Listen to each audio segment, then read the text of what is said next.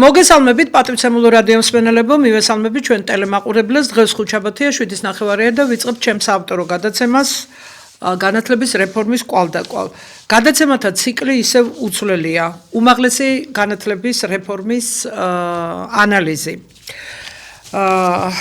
ფუნდამენტური ნგრევა მიდის ეს რეფორმას და პროგრესისკენ წისვლას ვერ დავარქმევ მე ამას. მედია კავშირი ობიექტივს ღია ეთერში 50 წუთის მანძილზე მე ვიმუშავებ თქვენთვის მანანა ნიკოლაიშვილი ამ საავტორო გადაცემის ავტორი და წამყვანი. დღევანდელი ჩვენი გადაცემის სტუმარი ბრძანდება ბატონი თემურ ჩილაჩავა.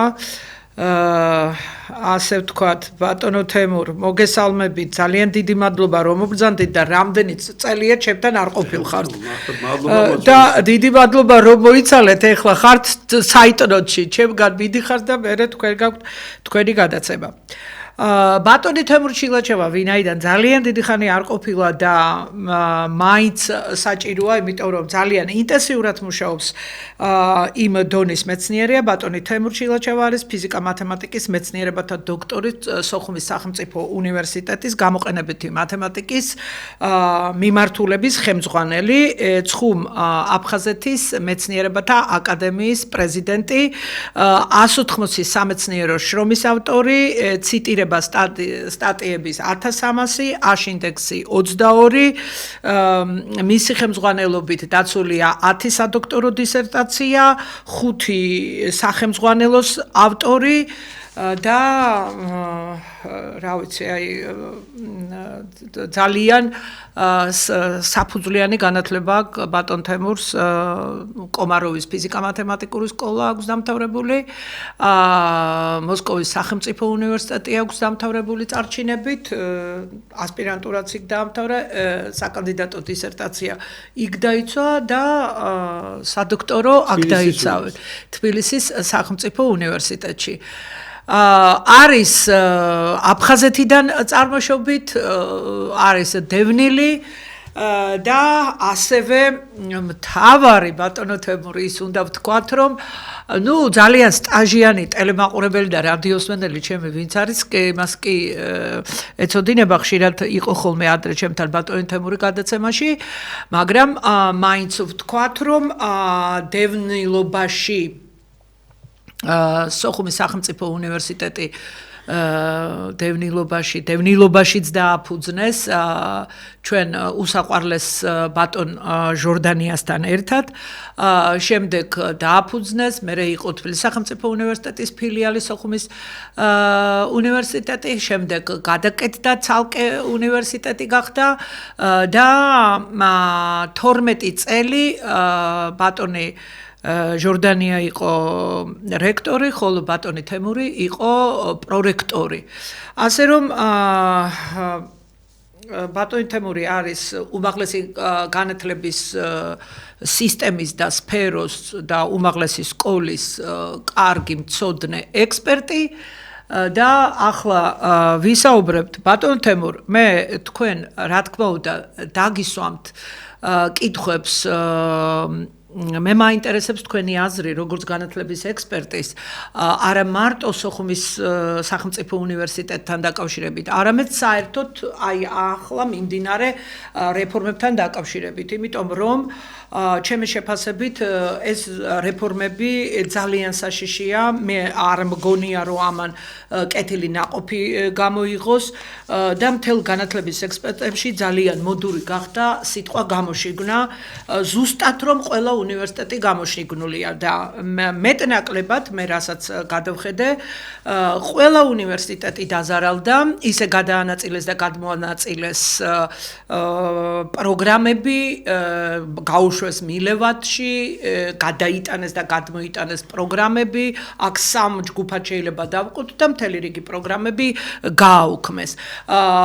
რატომ არის საშიში? ეს რომ დაუშვათ საზღვარგარეთ როცა მიმდინარეობს ან ევროპულ თუ არა ევროპულ ქვეყანაში, ყველაფრის შეფასება ხდება, სიტუაციური ანალიზის, კვლევების ჩატარება, დასკვნის დადება არსებულ სიტუაციაზე და ხოლო მომავალში რაც უნდა გატარდეს რეფორმები რეფორმები თუ რაიმეს იღებენ ეს რეფორმები არა ცალკეული ჩინოვნიკების რაღაცა გამოგონილი იდეები კი არ არის რაც არის მართვის უმაღლესი სკოლის მართვის თეორიაში ანუ ხალხისთვის გასაგებად უფრო ძველი ტერმინი პედაგოგიკაში უმაღლესი სკოლის პედაგოგიკაში თუ თეორიას აიღებენ იმას პრაქტიკას ყველაფერს გაზომავენ დაწერენ ბატონო თემურ ალბათ მეთანხმებით და ყველაფერი ესე იგი 90% ყველაფერი არის დაწერილი სტატისტიკურად ყველანაირად შედეგები ყველაფერი გამოთვლილია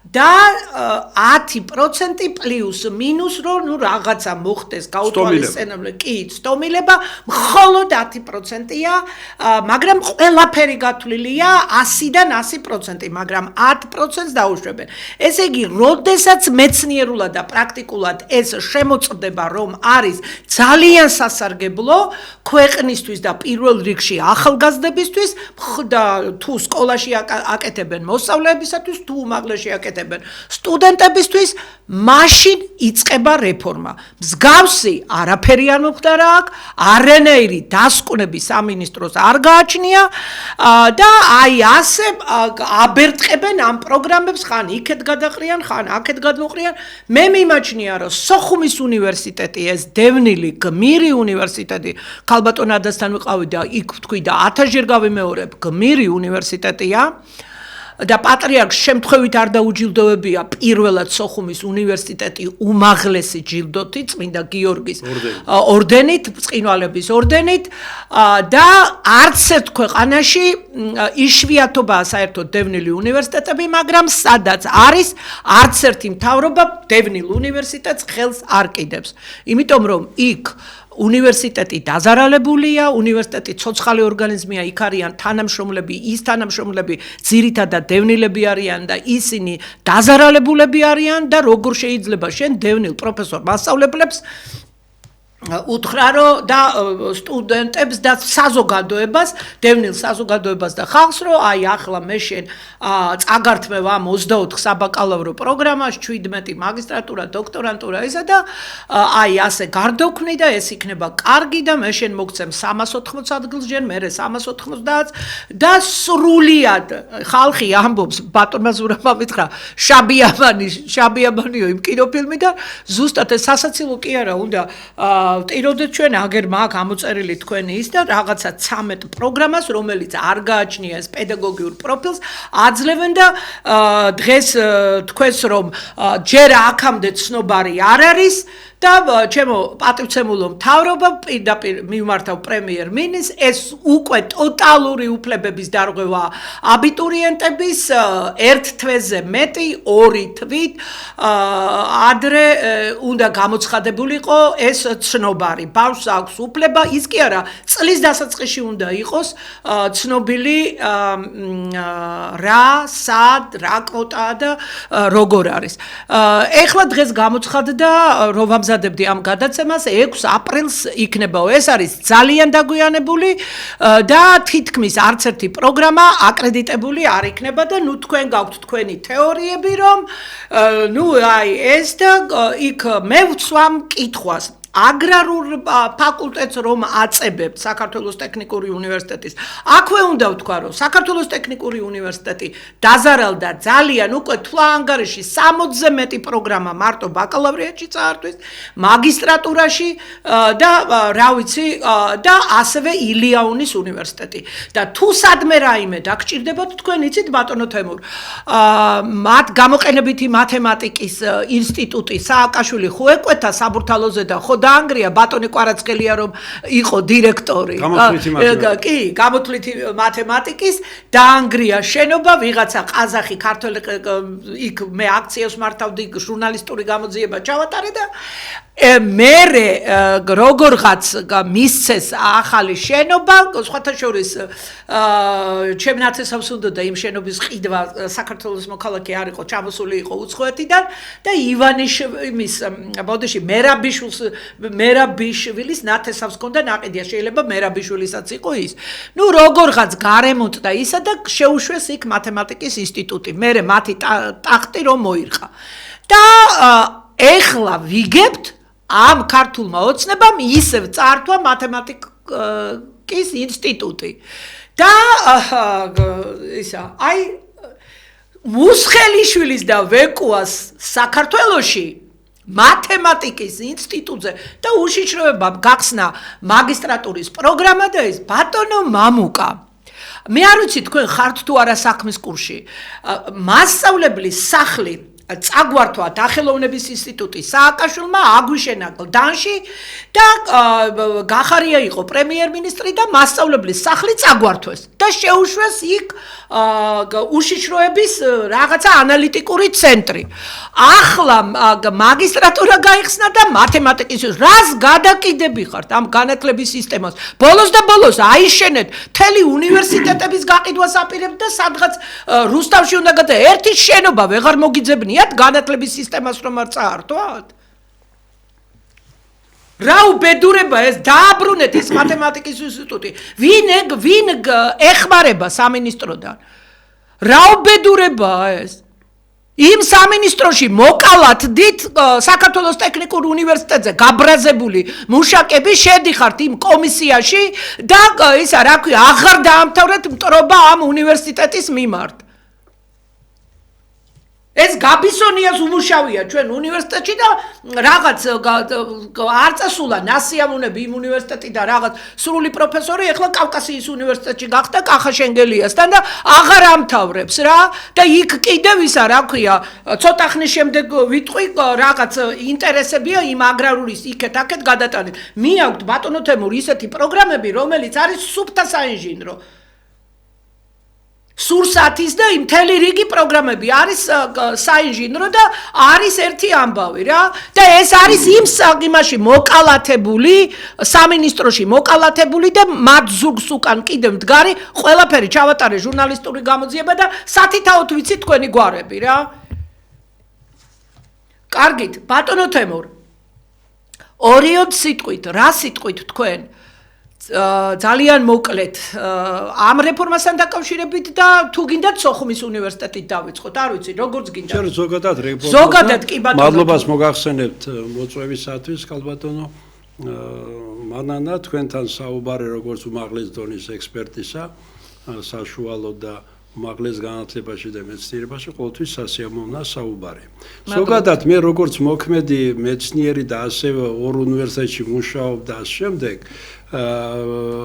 ის 30 წელია ჩვენთან რა თქმა უნდა მეცნიერება და უმაღლესი სკოლა ინგრევა. დაიწყეს კიდევ ალბათ ნაწილობრივ შევარდნაძის დროს, მაგრამ საკმაოდ ნაყოფიერად დაანგრევდა ლომაია ის მიხეილ სააკაშვილის დროს და ბოლო 12 წელიც ინგრევა. შესაბამისად ზოგადად განათლება, ესე იგი მეცნიერების და განათლების რეფორმა საჭიროა, მაგრამ ისეთ განვითარებულ ქვეყნებში როგორც არის ფინეთი, საფრანგეთი, ნიდერლანდები და შემდეგ სანამ გადაწყვეტენ განათლების რეფორმის ვთქვათ ხორშესხმას, მანამდე ესე იგი 2-3 წელი მიდის მუშაობა ექსპერტებთან, საერთო ჯგუფებთან, მიმღები უნივერსიტეტებში და შემდეგ როცა ყველანაირი ფოკუს ესე იგი პლუსები და მინუსები დათვლილია, იმის არ იყოს ცდომილება 10%-ის შიგნით, ისინი ესე იგი ღებულობენ გადაწყვეტილებას.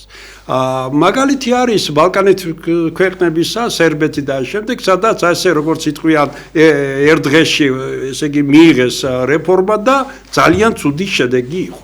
მე მრჩება შტაბის-დილება, რომ როცა 26 ოქტომბერს ბატონმა პროფესორმა ირაკლი კობახიძემ ესე იგი ანონსი გააკეთა პროგრამის 7 პუნქტისა, ერთ-ერთი პუნქტი იყო ერთ ქალაქში ერთი ფაკულტეტია, მაგრამ გულისხმობენ სპეციალობას და შეიძლება ზოგიერთს ისე კარგად არ ესმოდეს, რომ დიდი განსხვავება ფაკულტეტ და სპეციალობის შორის. ზოგიერთმა ისიც თქვა, რომ იღება გვექნებაო დისციპლინაშიო. ამიტომ ეს პროგრამა ესე იგი კონცეფცია საერთოდ მოუმზადებელი შტაბის-დილებას ტოვებს. ისე რა თქმა უნდა თუ მათ რამე უნდა ექსპერტთა ჯგუფთან ყოფილიყო განხილვები ალბათ 1 წელი, 2 წელი და ამ შემდეგ და მე ექსპერტთა ჯგუფი სხვებთან ერთად მიიღებდა დასკვნას. მაგრამ ეს არ გაკეთდა და ეგრეთ წოდებული შოკური თერაპია, როგორც ვთქვათ, ეკონომიკაში ხანდახან კეთდებოდა და ზოგი შედეგი კარგი იყო, ზოგი განათლებაში ეს არ შეიძლება. განათლება არის კონსერვატული სისტემა, აქ ჭირდება ძალიან მომზადებულად პატარა ნაბიჯები. შესაბამისად 12 თებერვალს როცა ბატონმა გივი მიქანაძემ გამოაცხადა ერთდროულად მიიღება მიმდინარე წლის ბაკალავრიატში და რატომღაც უცბად მაგისტრატურაში ჩემთვის და ასევე ბევრი სოხუმელისთვის ეს იყო მეორეჯერ დევნილოში ყოფნა. მე მეუღლესთან ერთად თორსა სოხუმს ტოვებდი 27 სექტემბრის 7-6 საათი იყო ჩვენ ბარჟით რომელიც დატვირთული იყო გუდრონი თუ რაღაცა და ჩვენ გვესროდა რუსეთის ესე იგი სამხედრო ხომალდი, უკრაინის სამხედრო ხომალდი გვიცავდა, ძლივს გავახციეთ იქიდან და ჩემ თვალწინ სოხუმი იწვოდა, ეს იყო ჩემთვის უდიდესი ესე იგი ჭრილობა. მაგრამ მე თქვენ სწორაბძანეთ პროფესორ ოთარ ჟორდანიას და ყოველი ჩვენთაგანის ვინც ამ უნივერსიტეტის შეგოწესებაში ღებულობდით მონაწილეობას თბილისში რაც აღმოჩნდით 93 წლის ვიდრე თქვათ 2005 წლამდე ამ 12 წლის განმავლობაში უდიდესი შრომით ვიწყებდით ლექციების კითხვად მესამე სვლაში სკოლებში ორთაჭალაში ამაში ესე იგი მაქსიმალურად გავწვალდით, მაგრამ იყო იდეა აღორძინებისა. ეს განხორციელდა იმ გუნდის მიერ, რომელიც ლიდერი იყო პროფესორი ოთარ ჟორდანია. და იმ ხალხს, რომელიც 12 თებერვალს თქვა, რომ სოხუმის სახელმწიფო უნივერსიტეტის 24 საბაკალავრო პროგრამაზე მიღება არ იქნება, 18 არსებულ სამაგისტრო პროგრამაზე და მინდა გითხრათ იმ სამაგისტრო პროგრამის 18-დან 7-8 არის საქართველოს მასშტაბით ლიდერი პროგრამები, მოდის გიხდით ასე მაგალითად გამოყენით მათემატიკა, მიკრობიოლოგია, საქართველოს ისტორია, ქართული ენა, ლიტერატურა და კიდევ ზოგიერთი სხვა, საერთოდ მიღება არ იქნებაო. და როცა ვეკითხები, აი როდის ვარაუდობთ მიღებას. შეიძლება მომაწალსაც არ იყოს. ანუ ფაქტიურად მაგისტრატურას ხურავენ ის იმის ფონზე, რომ პატივცემ ყველა უნივერსიტეტ რეგიონალურს, გორს, თელავს, ახალციხეს ძალიან კარგი. იქ დაუტოვეს. ღმერთმა ძალიან კარგია. სოხუმის უნივერსიტეტი ლიდერი პროგრამებია საქართველოში. მე სხვათა შორის ნიშანდობლივია ის, რომ როცა 16 ოქტომბრის შემდეგ სოხუმის უნივერსიტეტში მობრძანდა ის პიროვნება, იურისტი თქვენ რომ ბრძანეთ. სვიად გაბისონია და მაშინ ჩემი ერთ-ერთი არა მინისტრიც ხო ყოფილა მინისტრზეც მე არ ვიყავ აი გაბისონია არ იყავით მაგრამ როცა იყო შეპირდა ვინც ეწრებოდა თანამშრომლები მე ვესაუბრი აკადემიური საბჭოს წევრებს და თქვენს რომ ისა შევკვირდაო რომ სოხუმის უნივერსიტეტს ხელს არ ვახლებთო და მე მაშინ აი ზუსტად იმის შემდეგ ერთ-ორ კვირაში ჩემი დოქტორანტი იცავდა სხვათა შორის ბატონ ზვიადის მეზობელი ცნობილი მეცნიერი სინერგეტიკული მეცნიერი საქართველოში ბევრს ასეც არ ვიცნობ გია კვაშილავა სხვადასხვა მეზობელია კურსუდან ბატონის ზვიადის ავტორეფერატის მივეცი და ნუ ესე იგი რა თქმა უნდა მე ვიფიქრე რომ გაუხარდება ბუნებრივი ერთად იზრდებოდნენ მაგრამ ამის შემდეგ გამოცხადდა იმ პროგრამაზე რა პროგრამაში გია კვაშილავამ რწყინვალე დაიცვა და ისეთი დისერტაცია დაიცვა რომლის დაცვა შეიძლებოდა ოქსფორდ და კემბრიჯში საერთოდ დამიხურა მაგისტრატურა გამოყენით მათემატიკაში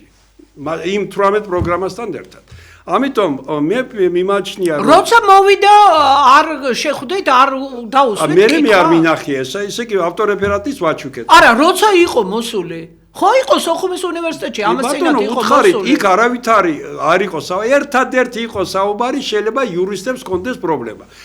დანარჩენზე არაფერზე არ იყო და ასევე მე მახსოვს რომ ბატონი პროფესორი ირაკლი კობახიძემ თქვა რომ სოხუმის სახელმწიფო უნივერსიტეტს არ შეეხებაო ეს რადგანაც პრინციპი ერთ ქალაქში ერთი ფაკულტეტი ერთი სპეციალობა ეს თქვენ ხო არ გეხება და ავტონომიური რესპუბლიკა ხარ სოხუმი ჩვენ ვართ სოხუმი და რა თბილისის რაიონი ვაკე ხო ავტონომიური რესპუბლიკა ხარ და ის რაც მიცემს ბათუმს იგივე უნდა მოგცეთ თქვენ აუცილებლად მაგრამ ძალიან კარგად ამბობს ბატონი ზურაბ პაპასკირი არ მინდა 1200 თუ 1100 ადგილი მოგცენ ეს შემცირებული კვოტით ოღონდ აღადგინონ ეს პროგრამები რატომ არ შეიძლება ეს გაკეთდეს და ამ დროს მე მინდა კიდევ ერთხელ ვუთხრა შევაგონო ამ ხელისუფლებას რომ არც ერთი უნივერსიტეტი ხმას არ ამოიღებს რომ სოხუმის უნივერსიტეტს რატომ აღუდგინეთ და რატომ გახდა სოხუმის უნივერსიტეტი მრავალ პროფილური უნივერსიტეტი არც ერთი უნივერსიტეტი არ შეგნება მაღალია ყველას ესმის 63 დანარჩენი უნივერსიტეტიდან სულ 64-ია ჩვენ სოხუმის დანარჩენი 63 უნივერსიტეტის არც მენეჯმენტი არც პროფესორი ხმას არ ამოიღებენ პირიქით მიესალმებიან თუ სოხუმის უნივერსიტეტს დაუტოვებენ ისეთივე მრავალ პროფილიას როგორც ქონდა და როგორც აქ ბათუმის უნივერსიტეტს. ამიტომ ეს არგუმენტი სხვა რაღაცა სიტყვის აბსოლუტურად მიუღებელია. აბსოლუტურად მიუღებელია. ხო, ეხლა ბატონო თემურ, თქვენ კარგად ერკვევით იმ ცნობარები და საერთოდ ნებისმიერ დოკუმენტში. ცნობარი 6 აპრილს გამოვაო და არა, მანამდე შეიძლება გამოვიდესო და რეგისტრაცია დაიწყება 6 აპრილსო. და ცნობარში უნდა ეწეროს აუცილებლად უნდა საერთო წესი და კანონით უნდა კონდეს ავტორიზაცია აკრედიტაცია გავლილი იქ უნდა ეწეროს რამდენ კრედიტიანია ის პროგრამები და ასევე ფინანსური ნორმატივები მთელ მსოფლიოში ერთი სტუდენტისთვის ერთი პროგრამა რა ღირს ისა ეს ვერ მოესწრება 6 აპრილისთვის ეს ვერ მოესწრება ეს იქნება არასრულფასოვანი ცნობარი და შეგვიძლია ვინც ვეწინააღმდეგებით მაგას რომ ეს თქვენი ცნობარი გასაჩივრდეს გირჩევნიათ დააბრუნეთ ის პროგრამები ყველაფერი თავთავის ადგილზე რა ვისაც რა წაართვით და ის ან ერთი გამაგებინეთ 1800 კაცი ბიზნეს ადმინისტრირების თბილისის სახელმწიფო უნივერსიტეტს აი ხო გონიერი მეცნიერი ბრძანდებით რას შემატებს რეიტინგებში პირიქით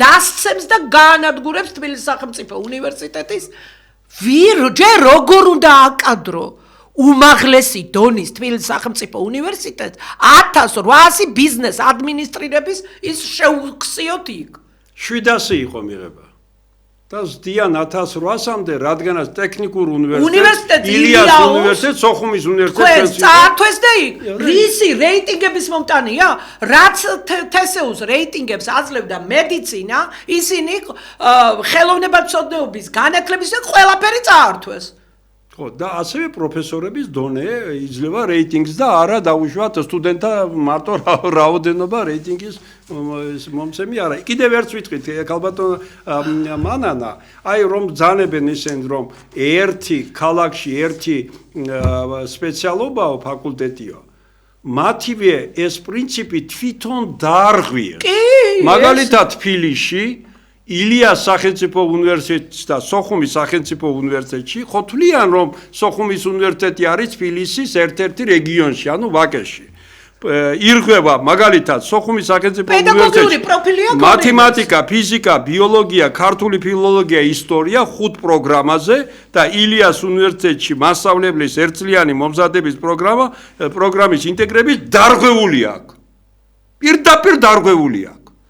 და თვითონ არღვევენ მაშინ რა ხდება კაცო იქ ამიტომ ეს მომენტები ისა ამიტომ ჩვენი არის კატეგორიული მოთხოვნა რომ სოხუმის სახელმწიფო უნივერსიტეტი ყველაზე მეტად რა თქმა უნდა დაიჩაგრა რამოდენიმე უნივერსიტეტი ეს სოხუმის სახელმწიფო უნივერსიტეტი ილია ტექნიკური უნივერსიტეტი რომელიც ჯერ ისე ალბათ ვერ გრძნობენ რადგანაც იმ სპეციალობებზე სადაც აბიტურიენტი მოდიოდა ხა სამართალი ეკონომიკა შემდეგ და საუბედუროდ ვერ მოდიან საინჟინეროს რაც უდია ცოტა ხანში პრობლემა დადგება იქ სტუდენტთა რაოდენობისა მათ შორის იმ საინჟინრო და ტექნიკურ სპეციალობებზე და ეთყობა ჯერჯერობით ბოლომდე არა აქვს იმასა და ასევე მე მინდა გითხრათ მე რა ეგ უნდა ამ ხელისუფლებას შენობებს დაიტაცებენ ბატონო თემურ თუ მე იცით ბევრი ვიფიქრე და მე არ მქონდა პასუხი ამ კითხვაზე და შემდეგ ეს პატრიარქი როგორ მე 14 და მე 13 წელს რატო დაიწყეს ამ დამანგრეველი ანტირეფორმის გაკეთება. რატომ? იმიტომ რომ როდესაც პატრიარქი იყო ისეთ მდგომარეობაში, რომ ვერ გაბედავდნენ ამას. მე მივიდოდი, მაგალითად სხვაც მივიდოდა, მეუფეებიც ეთყოდა ისა, როცა დაუძლურდა პატრიარქი, მერე დაიწყეს. აბა რას უნდა მივაწეროთ ეს? ასევე არის მოსაზრება, რომ გარკვეული პრობლემების გადასაფარად, რადგანაც მიწების და იმის გაყიდვა ხდება არაბებზე და რა სრული კატასტროფაა, შეიძლება რაღაცა, ყოველ შემთხვევაში ყველა მიმართულებით დგამენ ძალიან ცუდ ნაბიჯებს საქართველოს სახელმწიფოსათვის. ხო და ის ხალხი, რომელიც პატრიარქის პანაშვიდებზე და დაკრძალვაზე უნდათ რომ მიისაკუთრონ, თქვენი არ არის ეგ ხალხი. თქვენი არ არის ეგ ხალხი. პატრიარქს ასეთი განათლების რეფორმა არ გაუხარდებოდა. არც გაგატარებინებდათ. და თუ თქვენ პატივს სცემთ პატრიარქს მის ხსოვნას, მის სულს, მაშინ თავი დაანებეთ ამ უნივერსიტეტები უკვე გამოშიგნული გაქვთ. დააბრუნოთ თავის ძველ მდგომარეობაში. ეხლა თქვენ როგორ უყურებთ აგრარული ტექნიკური უნივერსიტეტის აგრარული ფაკულტეტის მიწებებას? მე ესე იგი მაგ კონტაქტი ზოგიერთი ჩემი მეგობარი, ასევე ცხუმა აფხაზეთის მეცნიერებათა აკადემიის წევრები მუშაობენ საქართველოს ტექნიკური უნივერსიტეტის აგრარულ ფაკულტეტზე, საკმაოდ მაღალი დონის არისო.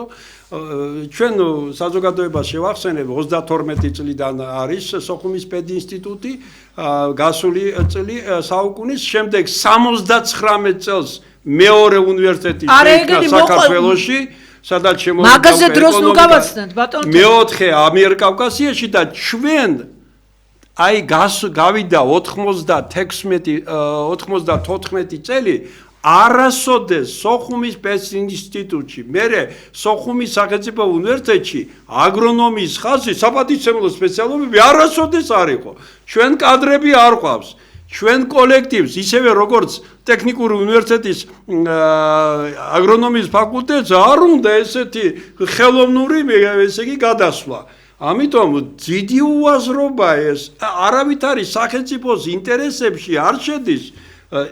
ერთი უნივერსიტეტიდან საკმაოდ ძლიერი და ტექნიკური უნივერსიტეტიდან ძლიერი ფაკულტეტის გადაყვანა იმ უნივერსიტეტში, სადაც ამის არავითარი გამოცდილება არ არის. საერთოდ მიმაჩნია, რომ ეს არის ყველაზე დიდი უაზრობა. და თანაც დანაშაული, აი უყურეთ, თქვენ მათემატიკოსი ბრძანდებით, აგროინჟინერიას რა უნდა? რა უნდა პედაგოგიური პროფილის უნივერსიტეტში, ნიადაგისა და წყლის რესურსების ინჟინერიას. სასურსათო ტექნოლოგია, სატყეო საქმე მისღემში იქ იყო. შემდეგ მევენახეობა, ენოლოგია, ინჟინერ ტექნოლოგია ეწერება საკვალიფიკაციო ჩარჩოთი. შემდეგ სასურსათო ტექნოლოგია, სატყეო საქმე და ასე შემდეგ. მოკლედ 23 პროგრამა სამივე საფეხურის და ნახევარზე მეტი 70% არის საინჟინრო. აი როგორ შეიძლება, ესე იგი არაფრად არ დაგიდებენ. იცით რა უთქვამს, მე გამოუგნა გუშინ მესაუბრებოდა ჩვენი ერთ-ერთი პროგრამის ხელმძღვანელი წამყვანი, აი ზუსტად სასურსათოს მეცნიერთა ჯგუფი ხომ იყო სამინისტროში შეხვედრაზე. ბოლოს შემოსულა ეს ზვიად გაბისონია, პრემიერს მივმართავ. ეს კაცი გაათავისუფლეთ, აბსოლუტურად შეუფერებელია მაგთანამდებობისთვის. ჯერ აგერ არის ამ იმის პატრონი შესაბამისობის აუდიტის ანგარიში ამდენი ფულები რო არის გაფლანგული 1-2 დღეს 9 კაცი დაიჭირეთ 3 მილიონი რაღაცაო აქ რამდენი არამიზნობრივა და აქეთ იქეთ მთელი კანონმდებლობის დარღვევით ასეთი აუდიტის ის რო დაიდო რატო შემოატრიალეთ ეს კაცი ანუ ვის შერჩევითი სამართალია ვიზეც გინდათ ასევთ ამ ცნობებს ამ ანგარიშებს ვიზეც არ გინდათ ხართ ესე რატო შემოატრიალეთ ეს კაცი გამაგებინეთ ერთი და იქ უთქვამს ესე იგი მიყვება უმაღლესი რანგის პროფესორი გაოგნებული გუშინ იმის დეპარტამენტის ხდომაზის შემოვიდაო მიყავს ეს ხდომაო მისულები იყვნენ ჩვენი ფაკულტეტის გადმოტანის და თქვენი ხელმძღვანელობას და გაბისონია ამბობს რომ ჩვენ ისეთი ეს პოლიტიკური გადაწყვეტილებაა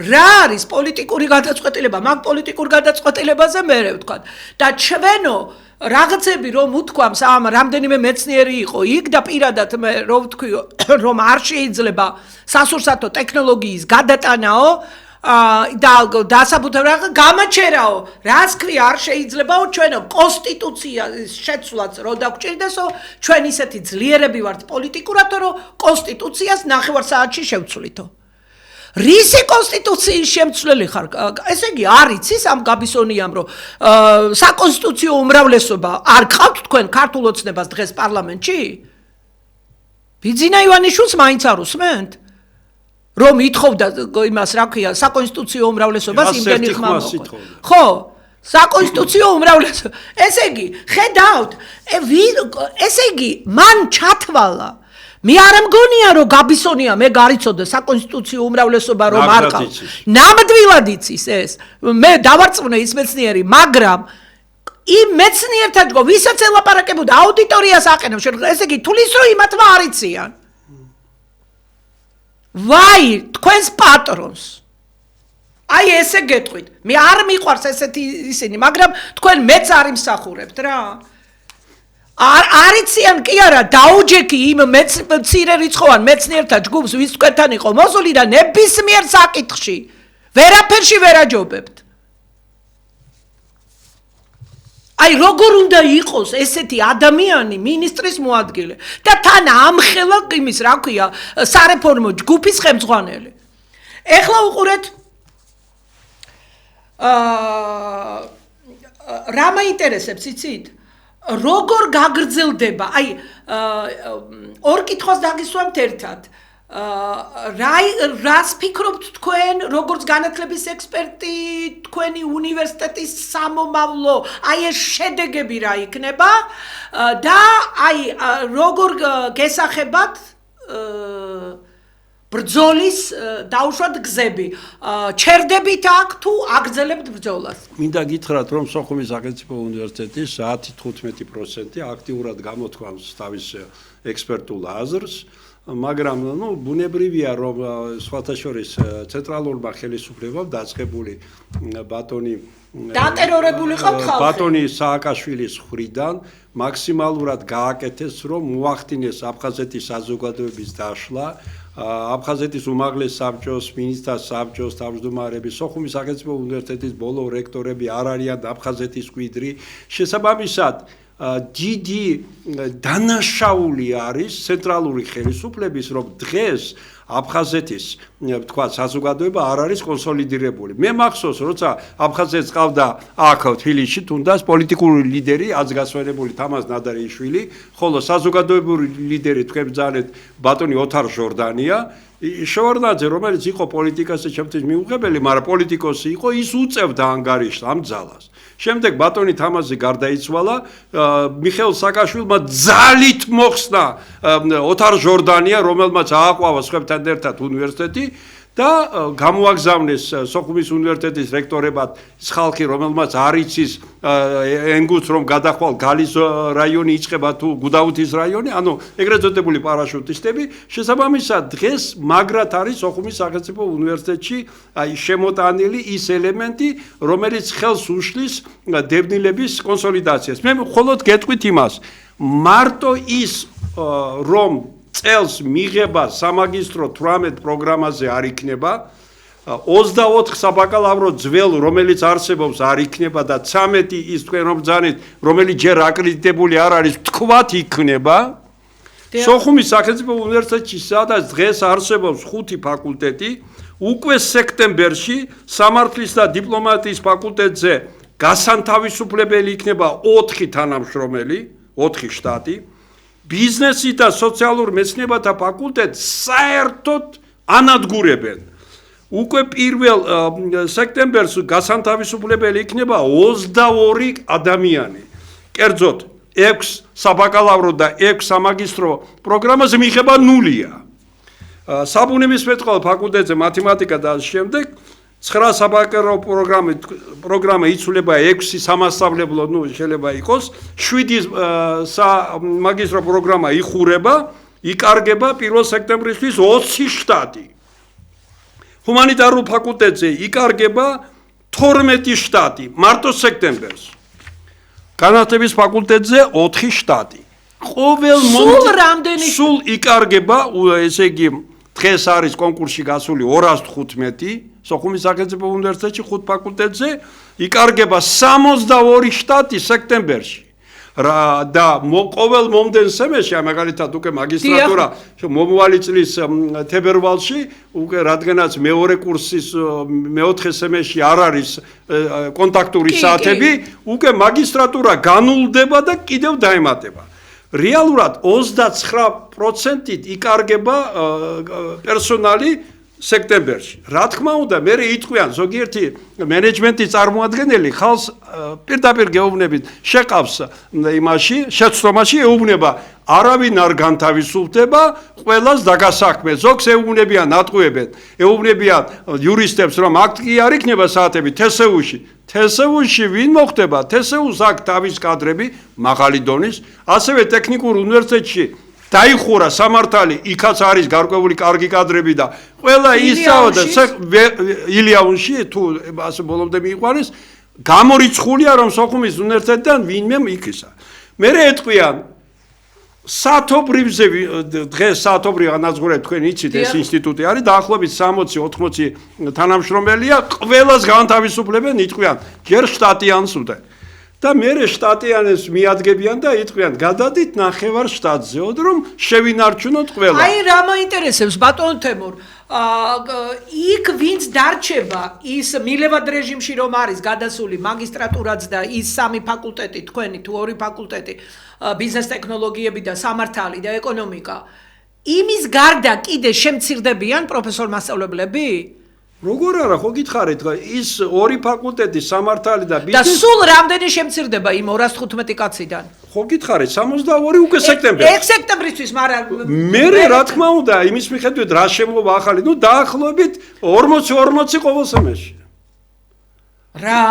ხო, ნუ 40 კიდევ დაემატება და მე თუ ახალი პროგრამა არ აღადგინეს მაგისტრატურა და რამე ბაკალავრიატი კიდე არ აღადგინეს, დარჩება დაახლოებით თელს უნივერსიტეტში მე აგრარულს არ გულისხმობ, ისინი თავის შტატით მოდიან, ის შეხება ჩვენს შტატებთან არ ექნება და დაახლოებით სოხუმის უნივერსიტეტში დაგხსნება 50 კაცი. დაახლოებით თუ აი ეს ბოლომდე განხორციელდა, ანუ მაგისტრატურაში მიღება არ იქნა და მე იტყვიან 50 შტატიან უნივერსიტეტი, რა უნივერსიტეტია, მოდი დავხუროთ ეს. დიახ, ესია, იმიტომ ვამბობთ გამოშიგნული 130 ადგილს რომ მიცემ და 220 ადგილს რომ მისცემ უნივერსიტეტებს რეგიონალურს, მე არ ვსაუბრობ ბათუმზე და არ ვსაუბრობ ქუთაისზე, აკაკი წერეთლის უნივერსიტეტზე.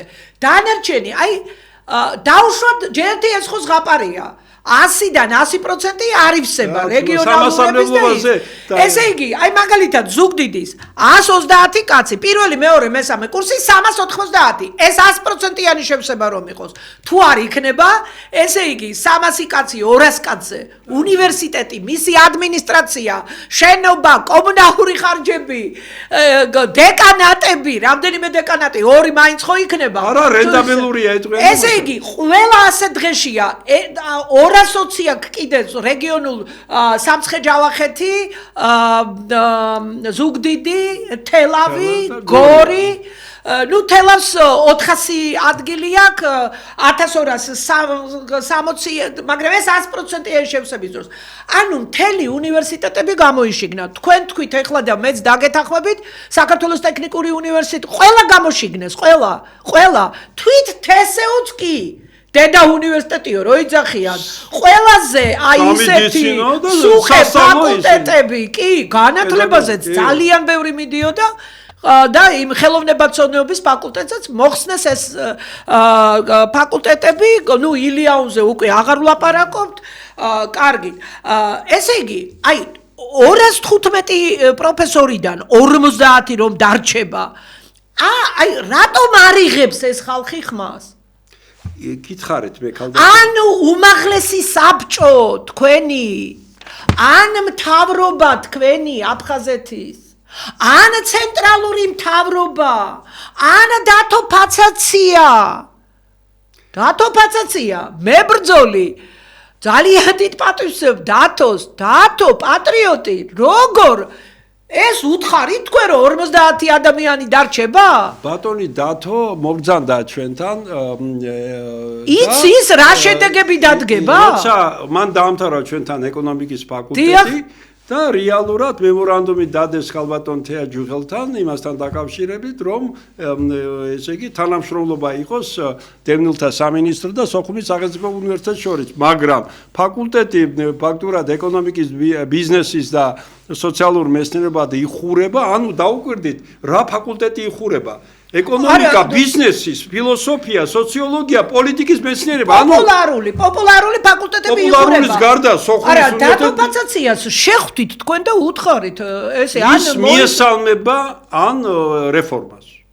დააფიქსირე. იმის მაგივრად რომ თავის ოჯახის წევრს ბატონ ირაკლი კობახიძეს უთხრას რომ სოხუმის უნივერსიტეტს შეგვაწიოს ხმა თავის მშობლიურ უნივერსიტეტს რომ სოხუმის ეხლა პოლიტიკური საკითხიაო რო გაიძახიან პოლიტიკური საკითხი მინისტრს და პრემიერ-მინისტრს და ყველას მიმართავ პოლიტიკური საკითხი ის კი არ არის თქვენ რომ მიიღეთ მცდარი გადაწყვეტილება პოლიტიკური საკითხია თვითონ უნივერსიტეტია პოლიტიკური საკითხი პოლიტიკური ამბის გამო არსებობს ეს სოხუმის უნივერსიტეტი თბილისში და მაგას რო ეხებით აი ეგ არის პოლიტიკური საკითხი ის სხვათა შორის ხალბატონო ეხლა მე მაინტერესებს თქვენი აზრი ეგ სიტყვა არ დაგავიწყდეთ მაგრამ აუცილებლად მითხარით როგორც ექსპერტმა და როგორც აი ამ აგრარულის მიერთება რას გამოიწვევს და ან აგრარულს რა ბედი ეწევა აი იმ ფაკულტეტს რომელიც არ არის თქვენი პროფილი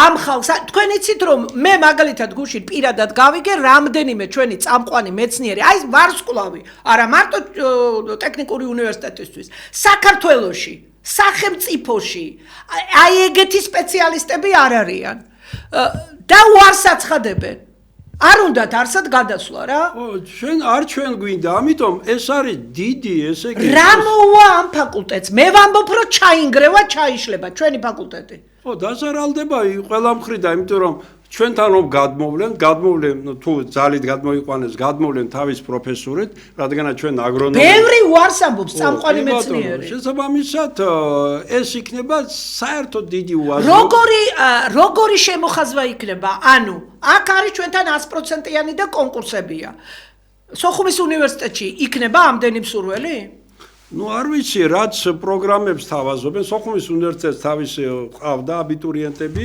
განსაკუთრებით პოპულარულ სპეციალობაზე ივსებოდა ყოველთვის ზოგადი სენი რა თქმა უნდა სულს მეცნიერებაში არის თელ საქართველოში იმიტომ რომ დღეს რომ გახდეთ ჩიხურის უფროსი უნდა იურისტი იყო და ბუნებრივია რომ ყველა მიდის იურიდიულზე მაგრამ შემსება იყო ახლა სასკოლო პროგრამებზე მათემატიკა ფიზიკა ბიოლოგია შემდეგ 30 ადგილზე მე ფიქრობ შეივსება მაქსიმუმ 15-ით ну არ იქნება ისინი არაპოპულარულია პედაგოგიური არაპოპულარულია პედაგოგის პროფესია არის არაპოპულარული რომ არ იქნება შემსება სიამოვნებით უკან წაიღებენ ადგილებს კი და გაუქმებენ და ამ აწყობილ საერთაშორისო ორდიპლომიანი პროგრამებია და ყველა უნივერსიტეტში დატოვეს ხელი არ ახლეს არა აქ მიაქვს იცით რა არის მე არ ვიცი თქვენ ბატონო თემურ იცით თუ არა